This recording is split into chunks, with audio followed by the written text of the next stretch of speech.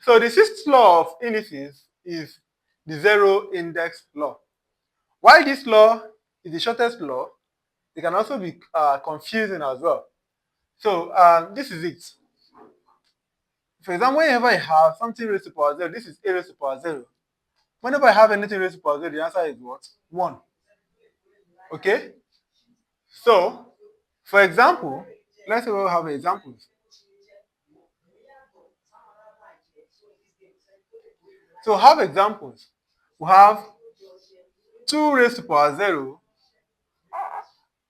is same as saying 1. 100 raised to power 0 is same as saying 1. If you have 25 raised to power 0 is same as saying 1.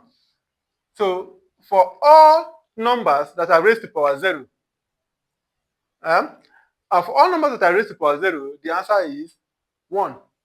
So it's very short, but it can be confusing. So from now henceforth, stop getting confused by this. Bye.